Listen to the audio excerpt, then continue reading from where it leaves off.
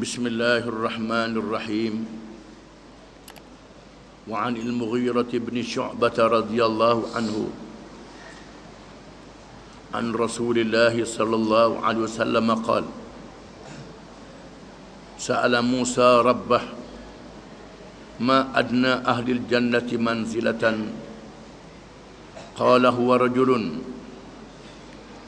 yaji'u ba'dama urkhila ahlul jannati al-jannah فيقال له ادخل الجنة فيقول أي ربي كيف وقد نزل الناس منازلهم وأخذوا أخذاتهم فيقال له أترضى أن تكون لك مثل ملك ملك من ملوك الدنيا فيقول رضيت ربي فيقول لك ذلك ومثله ومثله ومثله ومثله فيقول في الخامسة رضيت ربي فيقول هذا لك 10 أمثاله ولك ما اشتهت نفسك ولذت عينك فيقول رضيت ربي قال ربي فأعلاهم منزلة قال أولئك الذين أردت غرست كرامتهم بيدي وختمت عليها فلم تر عين ولم تسمع أذن walam taqtur ala qalbi bashar. Rawahu Muslim. Maksudnya dari Al-Mughirah bin Syu'bah radhiyallahu an dari Rasulullah sallallahu alaihi wasallam, sabdanya Nabi Musa sallallahu alaihi wasallam bertanya kepada Tuhannya, apakah sekurang-kurang atau serendah-rendah ahli syurga dari segi kedudukannya? Firman Allah, dia ialah seorang yang datang selepas dimasukkan semua ahli syurga ke dalam syurga. Lalu dikatakan kepadanya, masuklah engkau ke dalam syurga. Maknanya Nabi Musa tanya Tuhan. Nabi kita cerita ni diberitahu kepada Nabi SAW. Malaikat yang beritahu Nabi Musa pernah tanya Tuhan, wahai Tuhan, wahai Tuhanku, apakah serendah-rendah ahli syurga? Ahli syurga yang paling bawah sekali. Lalu Tuhan beritahu kepada Nabi Musa, wahai Musa, ada seorang yang datang selepas semua ahli syurga masuk syurga, tinggal dia seorang, kediam sekali. Lalu dikatakan kepadanya, masuk dalam syurga. Masuk. Lalu dia berkata, wahai Tuhanku, bagaimana nak masuk? Sesungguhnya semua orang masuk ke tempat masing-masing dan mengambil kedudukan masing-masing. Penuh dah, wahai Tuhan. Yang ambil dia orang belaka dah. Semua ahli syurga dah masuk syurga. Istana, mahligah ambil dah, ambil dia orang. Mana hak saya tak ada dah. Lalu dikatakan kepadanya, adakah engkau redha diberi kepadamu seumpama seorang raja di kalangan raja-raja di dunia? Tuhan kata, musga dah, aku nak beri kepadamu kedudukan seorang raja di kalangan raja-raja di dunia. Lalu dia berkata, saya redha wahai Tuhanku. Tak apalah, boleh macam raja di dunia sudahlah. Lalu Tuhan berfirman, bagimu seperti itu, dan sekali ganda lagi, sekali ganda lagi, sekali ganda lagi, sekali ganda lagi. 4 kali ganda. 4 kali ganda bagi nikmat kebesaran yang diberi pada seorang raja yang paling besar di dunia ini. Lalu dia berkata, kali yang kelima, belum yang keempat, saya redha wahai Tuhanku, saya redha. 4 kali ganda saya redha dah. Tuhan berfirman, ini bagimu 10 kali ganda. Aku beri 10 kali ganda. Bagimu apa yang diingini oleh dirimu. apa yang sedap dipandang oleh matamu. Lalu dia berkata, saya redha wahai Tuhan. Saya redha. Dia berkata lagi, wahai Tuhanku. Nabi Musa kata, Tuhan tanya Nabi Musa, Nabi Musa tanya Tuhan, bagaimana pula yang paling tinggi kedudukan? Hak tu paling rendah kedudukan dia. Paling rendah kedudukannya dia beri setelah 15 kali ganda dan yang tak terhingga lagi. Dengan nikmat yang ada di dunia yang belum pernah dilihat oleh mata, belum pernah dipandang, didengar oleh telinga. Hak tinggi sekali bagaimana? Tuhan berfirman, mereka ialah orang-orang yang aku kehendaki. Aku tanamkan kemuliaan mereka dengan tangan kekuasaanku. Aku tetapkan ke atas mereka ketetapanku. Apa yang pernah dilihat oleh mata, apa yang belum pernah dilihat oleh mata, yang belum pernah didengar oleh telinga, dan apa yang tidak terlintas di dalam hati manusia. Hadis riwayat Muslim. Menunjukkan bahawa nikmat syurga itu ialah nikmat yang tidak ada bandingan dengan nikmat yang ada di atas dunia. Ini adalah kurnia daripada Tuhan. Kalau nak kata upah tak padang dengan sembahyang 5 waktu, banyak mana sangat sembahyang 5 waktu, dengan puasa, pergi haji, pergi umrah, banyak mana sangat, dengan ibadat-ibadat yang wajib, ibadat-ibadat yang sunat yang kita buat, tak boleh nak beli satu bilik dalam syurga, tak mampu nak beli lagi. Kerana dihiasinya perhiasan yang tak ada tolak banding dengan harga yang ada di atas dunia ini. Apa yang diberi adalah kurnia daripada Allah, pemberian daripada Allah kepada hamba-hambanya yang menunaikan tanggungjawab dalam kehidupan dunia ini. Dia beri kepada manusia, tak dia beri kepada makhluk yang lain. Kerana manusia memikul amanah di atas muka bumi, mengerjakan ibadat, memakmurkan bumi dengan syariat Allah Subhanahu wa taala, menunaikan amanah dengan betul, dengan cara yang tepat, menghadapi ujian hawa nafsu. Malaikat tak ada nafsu. Bukit buka gunung ganang tak boleh bergerak, manusia boleh bergerak memikul tugas. Bukit buka tak pikul tugas macam manusia ni. Di sinilah maka Allah memberi balasan yang tidak terhingga kepada orang-orang yang beriman, yang percaya dan mengerjakan amal yang saleh pada hari akhirat kelak. Hadis yang berikut, wa an ibn Mas'ud radhiyallahu anhu qala qala Rasulullah sallallahu alaihi wasallam, inni la'alamu akhir ahli an-nar khurujan minha wa akhir ahli al-jannati dukhulan minha.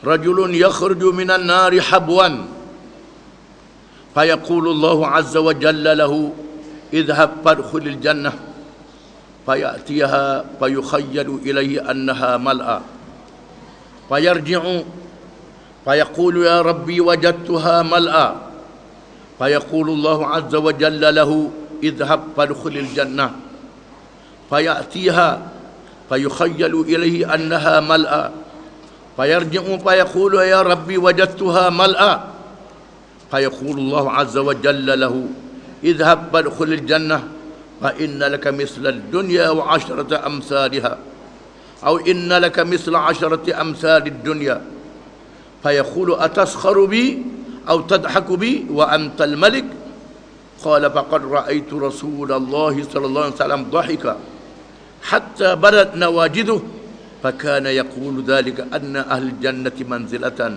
muttafaqun alaih. Hadis yang lain pula dari Ibnu Mas'ud radhiyallahu anhu, Abdullah bin Mas'ud radhiyallahu anhu, katanya telah bersabda oleh Rasulullah sallallahu alaihi wasallam, sesungguhnya aku tahu ahli neraka yang paling akhir, orang yang paling akhir keluar daripada neraka, Nabi kata, Allah Ta'ala beritahu kepada aku siapa orang yang akhir sekali tubik daripada neraka dan yang akhir menjadi ahli syurga, masuk ke dalam syurga,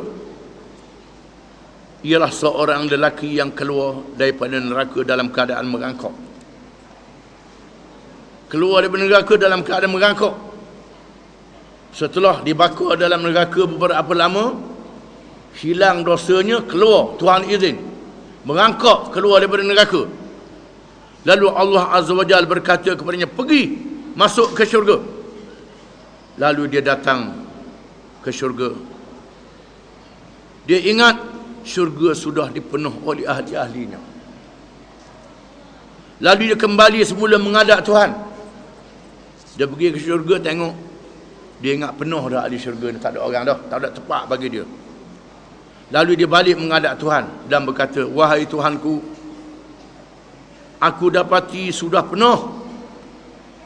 Syurga ni penuh dah, wahai Tuhan. Tuhan Allah Azza wa Jalla berfirman kepadanya, pergi masuk ke syurga.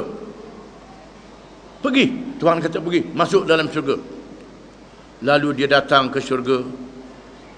Dia menyangka syurga sudah penuh. Dia kembali semula menghadap Tuhan dan berkata, wahai Tuhanku, saya dapati sudah penuh. Tuhan berfirman, Allah Azza wa Jalla berfirman kepadanya, pergi masuk ke dalam syurga. Sesungguhnya ada bagimu seumpama dunia dan 10 kali ganda. Aku beri kepadamu seperti dunia dan 10 kali ganda dunia. 10 kali ganda seluruh dunia aku beri kepadamu. Ataupun bagimu seumpama 10 kali ganda dunia. Lalu orang itu berkata, adakah engkau mempersendakanku, wahai Tuhan? Tuhan buat senda-senda ke saya ke? Ataupun engkau memperlekeh, mempersuka-sukakan saja, tak beri pada aku? Pada engkau lah ya raja yang memerintah pada hari ini, wahai Tuhan. Kata Abdullah bin Mas'ud, aku tengok orang salam ketawa. Nabi suka membaca hadis ni, sehingga kelihatan apa ni, gigi taring dia. Dia suka ni kerana dia yakin, dia percaya. Kita tak apa percaya barangkali, kerana dia beriman. Dia percaya dan berkata, dan katanya itulah dia sekurang-kurang martabat ahli syurga. Sekurang-kurang martabat ialah orang yang dapat 10 kali ganda daripada dunia ni, ataupun lebih lagi, dengan izin Allah, sehingga dia tak terasa, tidak ada, sehingga dia merasa tidak ada tolak bandingnya. Di sinilah kita disuruh sentiasa berdoa supaya Allah Ta'ala memberi keredaan kepada kita, mengampunkan dosa-dosa kita, dan menjadikan kita sebagai ahli syurga. Adapun pandangan setengah ahli tasawuf, dia kata ahli tasawuf lah, syurga-syurga ni tak saya fikirlah, ini tak betul, ahli tasawuf tak betul. Itu pandangan yang salah. Kononnya tinggi martabat dah, lalu tak ambuh ke syurga dah. Ini tak pakar dah. Ini al-hadis riwayat Bukhari dan Muslim. Hadis riwayat Bukhari dan Muslim yang paling sahih selepas Al-Quranul Karim. Kita kena sedar mana-mana kitab tasawuf yang bercanggah dengan Quran, yang bercanggah dengan hadis, hendaklah ditolak. Kitab fiqh betul juga. Mana-mana pandangan hukum fiqh yang bercanggah dengan Quran, bercanggah dengan hadis, hendaklah ditolak. Kerana semua ilmu Islam ni, ilmu akidah, ilmu syariat, ilmu tasawuf, ilmu politik, ilmu ekonomi, ilmu apa pun, mestilah bersumberkan Quran dan hadis-hadis Nabi SAW. Ini kena faham. Sebanyak ada kalangan kita, dia mengaji fiqh, tak mengaji hadis, tak mengaji tafsir. Mengaji tasawuf, tafsir dengan hadis, tak mengaji. Ini jadi punah ganuh. Jadi punah ganuh, kena faham pada. Kerana sumber ilmu Quran ni Quran dan hadis Nabi SAW. Nabi bersabda, man ahdatsa fi amrina hadza ma laysa minhu wa huwa raddun Barang siapa yang mengada-ngadakan perkara dalam urusan agama kami, bukan berurusan agama, bukan bersumber Quran dan hadis, hendaklah ditolak. Semua imam-imam mazhab, Imam Syafi'i, Hanafi, Hambali, Maliki, dalam mazhab fiqh mengatakan, kalau sekiranya bertemu dengan ayat-ayat Quran, dengan hadis-hadis yang sahih, maka itulah yang betul. Kena tolak pendapat aku. Ini imam-imam mazhab mengatakan begitu. Ulama-ulama tasawuf yang muktabar seperti Imam Ghazali dan lain-lain lagi, ulama tasawuf yang besar-besar, mengatakan bahawa sekiranya pendapat aku ni bercanggah dengan Quran, bercanggah dengan hadis, hendaklah ditolak. Hendaklah ditolak. Tidak boleh. Kena buang. Kena tolak. Syekh Abdul Qadir Al-Jailani, seorang ahli tasawuf yang terkenal, dia buang ibadat, kurang ibadatnya. Tiba-tiba mari suara mengatakan, kuatnya Syekh ni buat ibadat, cukup dah padang dah. Dia ambil selipar pekor ke arah suara tu. Siapa dia? Iblis, dia kata syaitan. Kalau kena kita kat selesai dah, tinggi dah martabat aku ni, tinggi dah aku ni, ni jaga baik, kena faham baik. Akan jadi ujub, jadi kibir, jadi riak, jadi sum'ah, jadi macam-macam, masuk penyakit-penyakit. Syaitan boleh masuk dalam penyakit sehingga siapa peringkat kita tolak syurga neraka. Tolak syurga neraka berat. Jadi penuh akidah. Di sinilah dalam Iqazul Himam syarah kitab hikam. Kitab hikam ni kita orang ngaji tasawuf lah. Iqazul Himam syarah kitab hikam menyebut, man tafaqqaha bighairi tasawwufin faqad tafassaqa, wa man tasawwafa bighairi tafaqquhin faqad tazannaqa. Ini dalam kitab hikam, syarah kitab hikam. Setengah duduk ngaji kitab hikam, dia ngaji kitab lain. Mengatakan barang siapa yang berfiqah tidak ada tasawuf, jadi fasik. Barang siapa yang bertasawuf tidak berfiqah, jadi zandik, kafir terus. Jangan main-main. Kena jaga molek.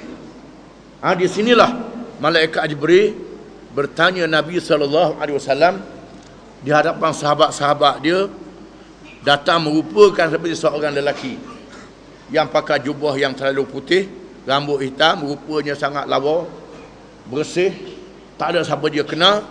Datang bertemu dengan Nabi. Nabi dikerumuni oleh sahabat-sahabat. Terus masuk. Sahabat tercengang dan terus duduk belaga lutut dengan Nabi dan bertanya, mal Islam, mal iman, mal ihsan. Apa dia Islam? Nabi jawab. Apa dia iman? Nabi jawab. Apa dia ihsan? Nabi jawab. Iman itu ialah akidah, Islam itu syariat, ihsan adalah tasawuf. Ini yang kita kena faham. Ini garis yang diajar oleh Nabi SAW mengikut wahyu, mengikut Quran, dan dihuraikan oleh Nabi SAW. Banyak orang dia tak mengaji berdasarkan pada sumber dia yang asas. Kalau tak mengaji, tak balik sumber yang asas, jadi penuh ganuh, jadi rosak. Dan sebab itu setiap ilmu yang kita mengaji kena ada tahqiq. Tahqiq ni kajian yang mendalam. Adakah ini menepati Quran, menepati hadis ataupun tidak? Barulah jadi betul. Di sinilah disebut dengan guru yang mursyid. Guru yang mursyid adalah guru yang mendalami dalam ilmu-ilmu dan beramanah dengan ilmu itu. Ada juga yang berilmu tapi tidak amanah, jadi punah juga. Kalau Nabi, Tuhan wajibkan pada Nabi itu benar, amanah, menyampaikan, cerdik. Ini wajib pada Rasul. Pada orang yang tidak Rasul tak dijamin sifat-sifat ini. Tapi Allah Ta'ala memelihara Islam dengan adanya kumpulan, adanya jamaah yang memelihara Islam.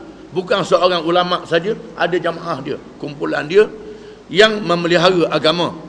Dan oleh kerana itu kita disuruh, fa in tanaza'tum fi syai'in farudduhu ila Allah war Rasul in kuntum tu'minuna billahi wal yaumil akhir dzalika khairun wa ahsanu ta'wila. Maka jika sekiranya kamu bertelengkah dalam sesuatu perkara, bila timbul pertelengkahan pandangan, maka balik pada Allah dan Rasul. Allah tu Quran. Rasul tu hadis Nabi SAW, jika sekiranya kamu sungguh beriman kepada Allah dan hari akhirat. Kita jangan degil, kena balik pada Quran, balik pada hadis Nabi SAW. Wallahu a'lam.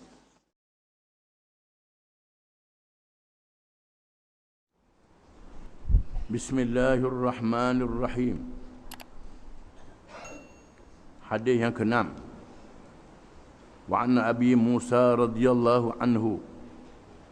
Hadis yang ke-6 daripada bab, daripada kitabnya hadis yang ke-1887.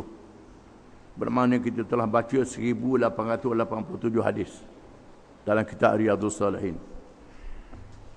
Wa anna Abi Musa radhiyallahu anhu an an-nabiy sallallahu alaihi wasallam qala inna lil mu'mini fil jannati la khaymatan min lu'lu'atin wahidatin mujawwafatin turuha fis sama'i 60 milan lil mu'mini fiha ahlun yatufu alaihimul mu'min wa la yara ba'duhum ba'da muttafaqun alaih. Dan dari Abi Musa radhiyallahu anhu bahawa Nabi sallallahu alaihi wasallam pernah bersabda, sesungguhnya bagi orang yang beriman di dalam syurga diberi satu khemah, yakni setiap orang beriman yang masuk syurga diberi satu khemah yang dibuat daripada mutiara yang satu, sebiji mutiara yang dironggakan yang ada ruang di dalamnya. Mutiara, kulitnya mutiara, dalamnya adalah rumah. Tingginya 60 mil. Bagi orang beriman di dalamnya ada keluarga. Mereka mengelilingi, mengunjungi mereka.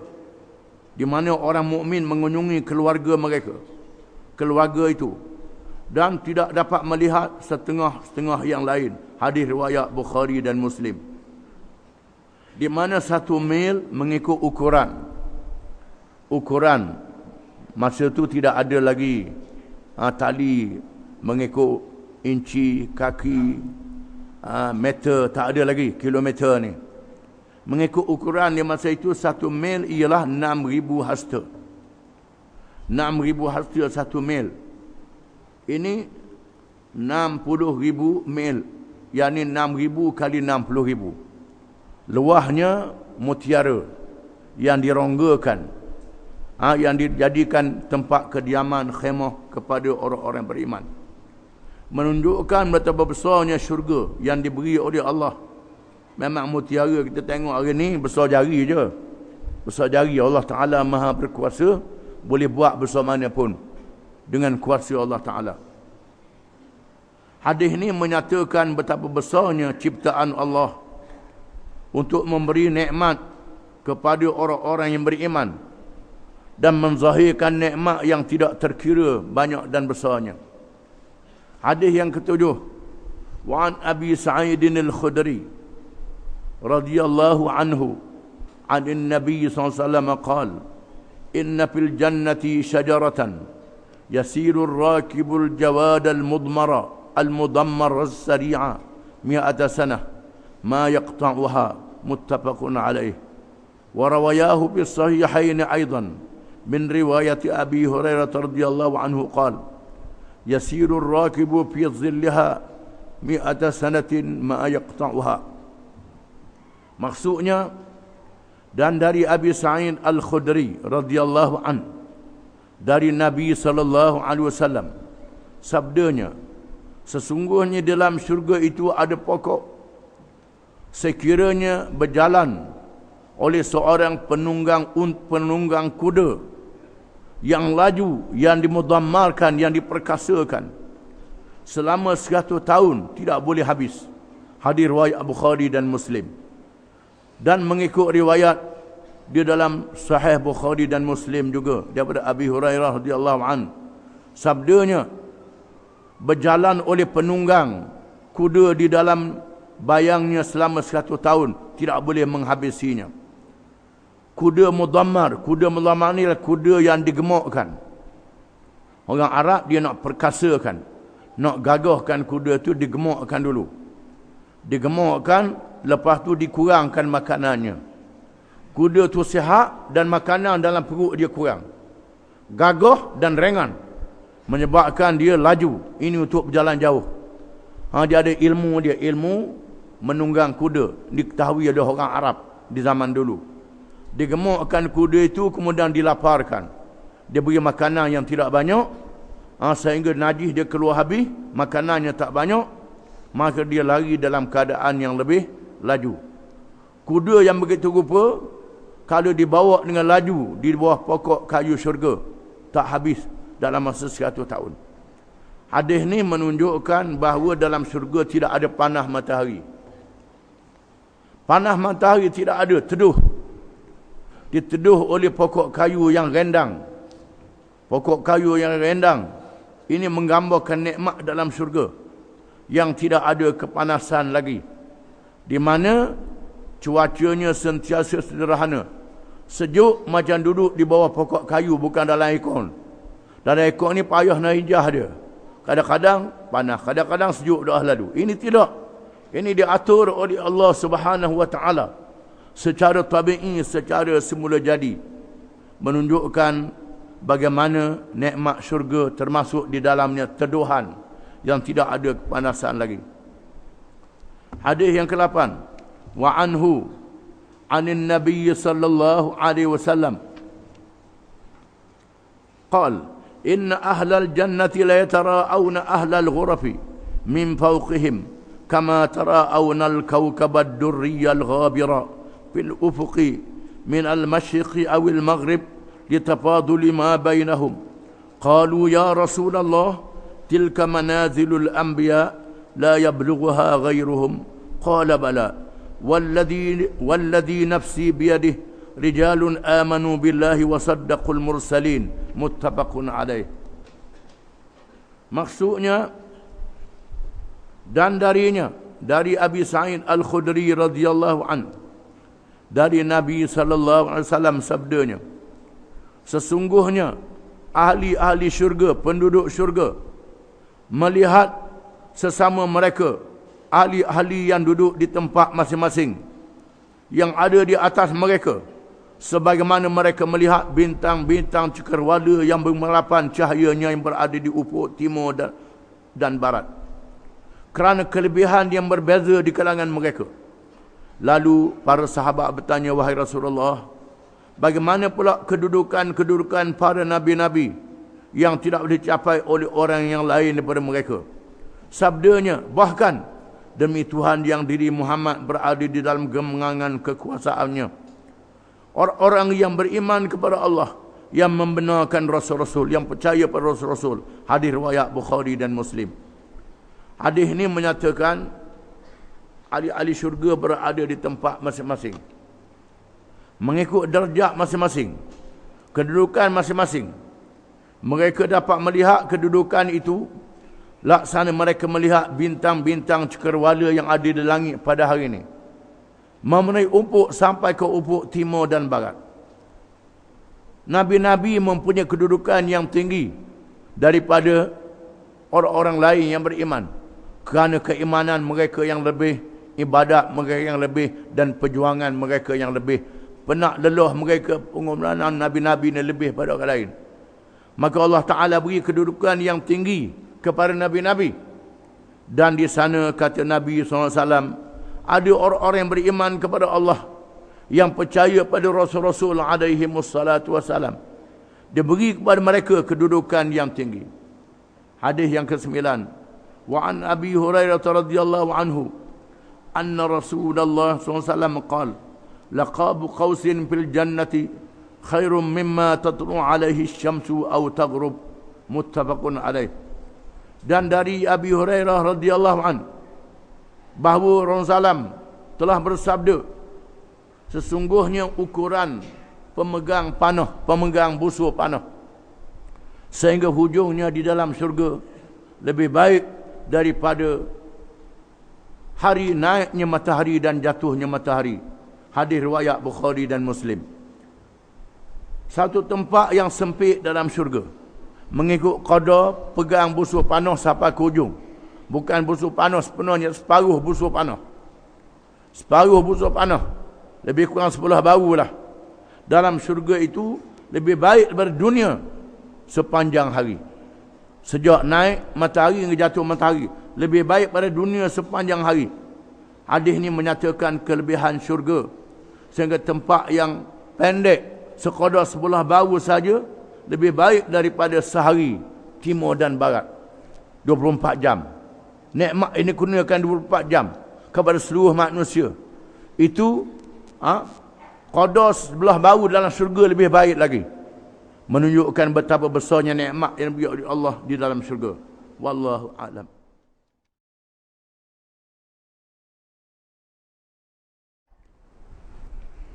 Bismillahirrahmanirrahim. Hadis yang ke-9 daripada 1890 hadis dalam bab sifat-sifat syurga. Wa Nabi Hurairah radhiyallahu anhu anna Rasulullah sallallahu alaihi wasallam qala laqabu qausin fil jannati khairum mimma tatlu'u alaihi syamsu aw taghrub. Muttafaqun alaih.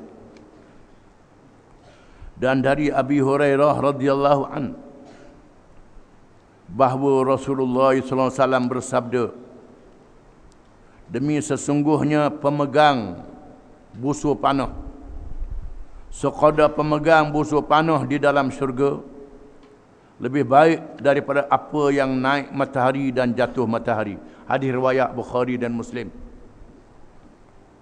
Menunjukkan sekadar separuh busur panah yang ada dalam syurga, belum lagi seluruh syurga itu, lebih baik daripada dunia dan segala isinya. Kita bangun pagi bekerja, berniaga dan sebagainya, boleh duit, boleh hasil, sambung sampai jatuh matahari, tak boleh nak sama dalam syurga. Sekadar separuh busur panah. Menunjukkan nikmat syurga tak boleh banding dengan nikmat dunia. Qadar yang sedikit dalam syurga tak boleh banding dengan dunia dan segala isinya.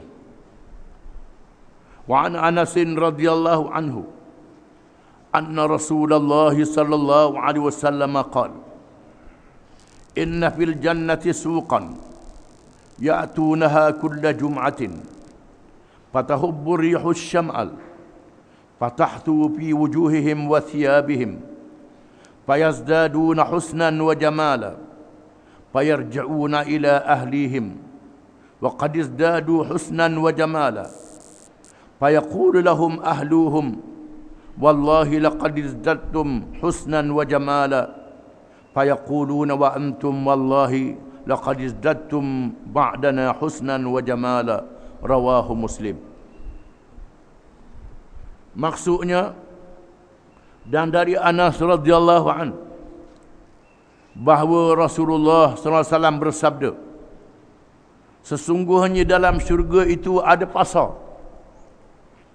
Mereka, yakni ahli-ahli syurga, datang mengunjunginya setiap Jumaat. Lalu angin yang datang dari utara bertiup dan mengenai wajah-wajah mereka dan pakaian-pakaian mereka, menjadikan mereka bertambah cantik dan segak. Lalu mereka kembali kepada keluarga mereka masing-masing dalam keadaan bertambah cantik dan segak. Lalu berkata kepada keluarga, demi Allah, kami nampak kamu lebih cantik dan segak lebih bermasa kami tinggal tadi. Lalu keluarga mereka yang ada dalam syurga berkata, kamu juga demi Allah bertambah cantik dan segak selepas meninggalkan tempat kami tadi. Hadis riwayat Bukhari dan Muslim. Hadis ni menunjukkan dia antara nikmat syurga ialah boleh pergi ke pasar. Kerana kadang-kadang manusia ni bukan apa, suka pergi ke pasar. Maka Tuhan buat pasar dalam syurga. Mereka meninggalkan rumah pergi ke pasar untuk bersukaria di pasar. Beli belah cara dia lah. Cara dalam syurga yang kita tak tahu bagaimana. Mereka ditiup oleh angin, menjadikan mereka lebih cantik dan segak. Rupa dan pakaian jadi kehormatan. Balik ke rumah, lalu isteri keluarga di rumah kata, lawa pada masa pergi tadi. Dan mereka kata pula kepada isteri di rumah, lawa pada masa tinggal daripada masa tinggal tadi. Begitulah Tuhan jadikan nikmat di dalam syurga. Wa an Sahl bin Sa'd radhiyallahu anhu anna Rasulullah sallallahu alaihi wasallam qala inna ahlal jannati la yatara'awna al-ghurafa fil jannah kama tara'awna al-kawkaba fis sama', muttafaqun alaih. Dan dari Sahal bin Sa'ad radhiyallahu an bahawa Rasulullah sallallahu alaihi wasallam bersabda, sesungguhnya ahli syurga itu dapat melihat, pandang memandang ke arah bilik-bilik di dalam syurga, sebagaimana mereka melihat bintang-bintang terkerwada di langit. Hadis riwayat Bukhari dan Muslim. Menunjukkan bahawa ahli-ahli syurga boleh melihat bangunan mahliga sesama mereka sendiri, macam kita tengok bintang-bintang terkerwada di langit di alam dunia ini. Wa anhu radhiyallahu anhu qala syahidtu minan nabiy sallallahu alaihi wasallam majlisan wasafa fihi al-jannah hatta intaha thumma qala fi akhir hadithi fiha ma la 'aynun ra'at wa la udhunun sami'at wa la khatara 'ala qalbi bashar thumma qara'a tatajafa junubuhum 'anil madaji' ila qawlihi ta'ala fala ta'lamu nafsum ma ukhfiya lahum min qurrati a'yun, rawahu al-Bukhari. Dan darinya, dari Sahal bin Sa'ad radhiyallahu an, katanya, aku menyaksikan Nabi SAW di dalam majlis yang menyebut di dalamnya sifat-sifat syurga, sehingga selesai menerangkan berkenaan dengannya. Kemudian dia berkata di akhir ucapannya, di dalam syurga itu apa yang belum pernah dilihat oleh mata, yang belum pernah didengar oleh telinga, yang tidak terlintas di dalam hati fikiran manusia. Kemudian baginda SAW membaca firman Allah Ta'ala, tatajafa junubuhum 'anil madaji'. Mereka merenggangkan lambu-lambu mereka bertempat tidur, kerana banyak sembahyang tahajud, banyak beribadat. Tak banyak tidur, ibadatnya banyak. Sehingga firman Allah Ta'ala dalam surah Sajdah, seorang tidak tahu apa yang disimpankan untuk mereka yang sangat menyenangkan hati mereka. Seseorang tak tahu apa nikmat yang Tuhan beri dalam syurga. Tahu tak tahu bila masuk syurga pada hari kiamat kelak. Cuma dia antara ahli syurga itu ialah tatajafa junuhum 'anil madaji'. Orang yang banyak beribadat kepada Allah Subhanahu wa taala. Wa an Abi Sa'id wa Abi Hurairah radhiyallahu anhuma anna Rasulullah sallallahu alaihi wasallam qala idza dakhala ahlul jannati al-jannah yunadi munadin inna lakum an tahyaw fala tamutu abada wa inna lakum an tasihhu fala tasqamu abada wa inna lakum an tashibbu fala tahramu abada wa inna lakum an tan'amu fala tab'asu abada, rawahu Muslim. Maksudnya, dan dari Abi Sa'id dan Abi Hurairah radhiyallahu anhuma bahawa Rasulullah SAW telah bersabda, apabila masuklah ahli syurga ke dalam syurga, lalu menyerulah oleh yang menyeru, sesungguhnya untuk kamu hidup, kamu tidak mati selama-lamanya, dan untuk kamu sehat, kamu tidak sakit selama-lamanya, dan untuk kamu muda, kamu tidak tua selama-lamanya, dan untuk kamu nikmat, kamu tidak merasa susah dan sakit selama-lamanya. Hadis riwayat Muslim. Hadis ini menunjukkan bahawa dalam syurga hidup selama-lama, dalam syurga sihat selama-lama, tak ada sakit. Dalam syurga muda selama-lama, tak tua lagi. Dalam syurga, dalam keadaan penuh nikmat, tidak ada susah sedikit pun. Wa an Abi Hurairah radhiyallahu anhu anna Rasulullah SAW qala in adna maq'adi ahadikum minal jannati an yaqula lahu tamanna yatamanna fayaqula lahu hal tamannaita fayaqulu na'am fayaqula lahu fa inna laka ma tamannaita wa mithlahu ma'ah, rawahu Muslim. Maksudnya, dan dari Abi Hurairah radhiyallahu an, bahawa Rasulullah SAW bersabda, sesungguhnya yang sekurang-kurang tempat di dalam syurga kepada seseorang kalangan kamu ialah orang yang Tuhan berkata kepadanya, bercita-citalah. Lalu dia bercita-cita dan bercita-cita. Mana cita-cita nak nikmat secara mana? Lalu Tuhan berfirman, adakah engkau telah bercita-cita? Katanya, ya wahai Tuhan. Tuhan berfirman, maka bagimu apa yang engkau cita-citakan dan berkali ganda lagi. Hadis riwayat Muslim. Menunjukkan orang yang paling ringan, yang paling rendah martabat dalam syurga, Tuhan beri nikmat. Setelah Tuhan beri nikmat, sudah cukup nikmat itu, Tuhan kata mau cita-cita nak lagi. Lalu dia pun cita-cita Tuhan beri. Cita lagi, angan-angan lagi nak apa? Angan-angan lagi, Tuhan kata aku beri. Berkali ganda lagi. Sehingga lebih daripada apa yang dicita-citakan. Wa anna Abi Sa'id al-Khudri radhiyallahu anhu anna Rasulullah SAW qala inna Allah azza wa jalla yaqulu li ahli al-jannah ya ahli al-jannah fayaquluna labbaika rabbana wa sa'adaik wal khairu fi yadaik fayaqulu hal raditum fayaquluna ma wa ma lana la narda ya rabbana wa qad a'taytana ma lam tu'ti ahadan min khalqik fayaqulu ala u'tikum afdala min dhalik fayaquluna wa ayyu shay'in afdalu min dhalik fayaqulu uhillu alaykum ridwani fala askhatu alaykum ba'dahu abada, muttafaqun alaih. Maksudnya, dan dari Abi Sa'id al-Khudri radhiyallahu anhu, bahawa Rasulullah SAW telah bersabda, sesungguhnya Allah Azza wa Jalla berfirman kepada ahli syurga, wahai ahli syurga. Lalu mereka berkata, ya wahai Tuhanku, dan bahagialah wahai Tuhanku, dan baiklah berada di hadapanmu wahai Tuhanku. Lalu Tuhan berfirman, adakah kamu redha? Lalu mereka berkata, mengapa kami tidak redha wahai Tuhan? Engkau lah ya wahai Tuhan kami. Engkau telah beri pada kami apa yang tak diberi pada seorang pun di kalangan makhlukmu.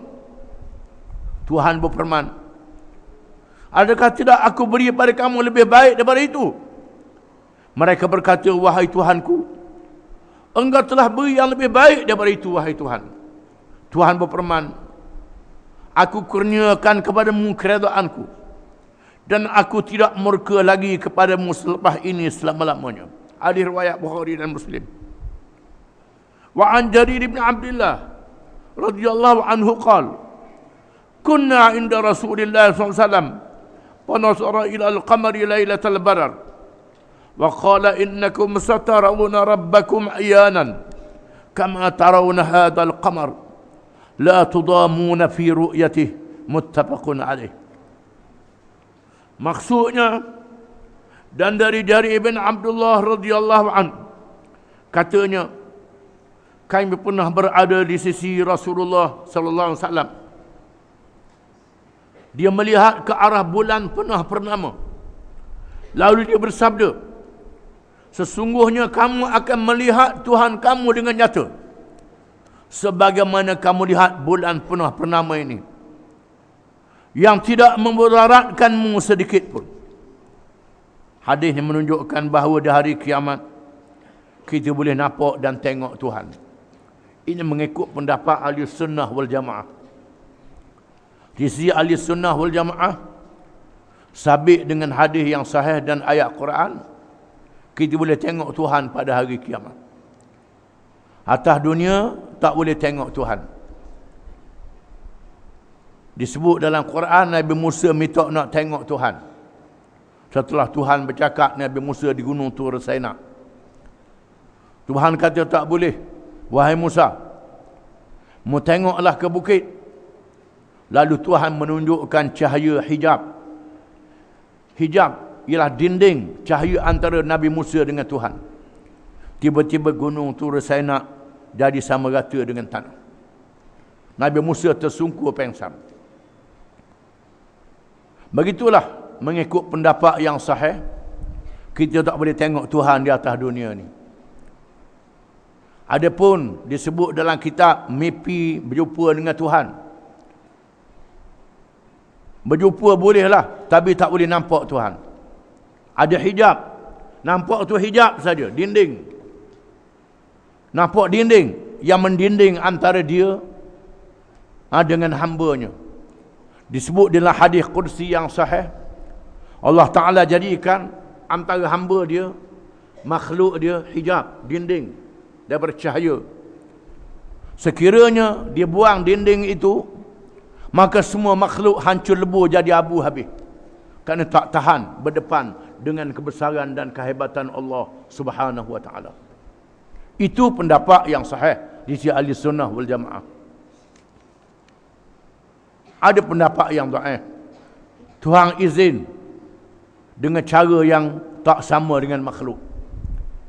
Seperti diberi kepada Nabi SAW malam Isra' dan Mi'raj. Mengikut riwayat yang dhaif. Riwayat yang sahihnya hijab. Bukan nampak lagi.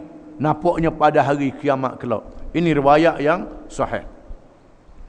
Wa an Suhaib bin radhiyallahu anhu anna Rasulullah sallallahu alaihi wasallam qala idza dakhala ahlul jannati al-jannah yaqulu Allah tabaraka wa ta'ala turiduna shay'an azidukum fayaqulu alam tubayyid wujuhana alam tudkhilna al-jannah wa nunajjina minan nar fayakshiful hijab fama u'tu shay'an ahabba ilaihim minan nazari ila rabbihim, rawahu Muslim.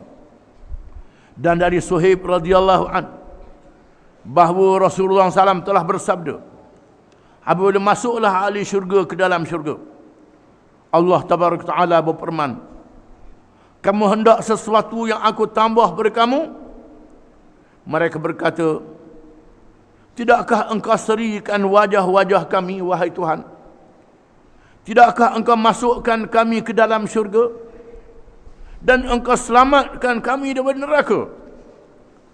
Lalu dibuang hijab, dibuang dinding.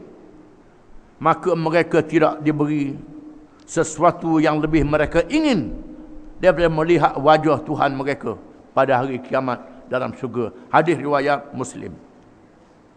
Qala Allah Ta'ala, innal ladzina amanu wa amilus solihat yahdihim rabbuhum bi imanihim tajri min tahtihimul anharu fi jannatin na'im da'awahum fiha subhanaka Allahumma tahiyyatuhum fiha salam wa akhiru da'wana anil hamdulillahi rabbil alamin.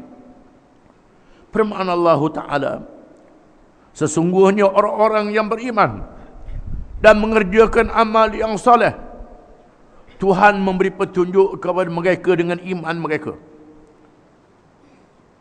Mengalir di bawah mereka sungai-sungai di dalam syurga-syurga yang penuh nikmat.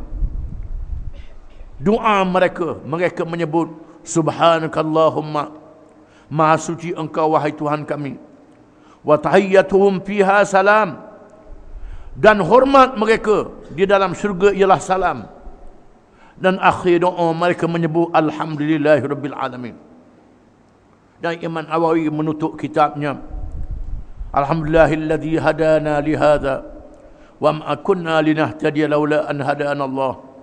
Allahumma salli ala Muhammadin abdika wa rasulika an-nabiyil ummi wa ala ali Muhammadin wa azwajihi wa dhurriyyatihi kama sallaita ala Ibrahim wa ala ali Ibrahim wa barik ala Muhammadin an-nabiyil ummi وعلى آل محمد وأزواجه وذريته كما باركت على إبراهيم وعلى آل إبراهيم في العالمين إنك حميد مجيد. Berkatalah pengarangnya Imam Nawawi radhiyallahu anhu, saya selesai menulis kitab ini pada hari Isnin 4 Ramadan tahun 670 Hijriah di Dimashq, iaitulah ibu negeri Syria pada hari ini. Maka selesailah kita membaca kitab Riyadhus Salihin karangan Imam Nawawi, dan insya-Allah kita baca mula balik. Baca hadis yang pertama balik selepas ini. Wallahu alam.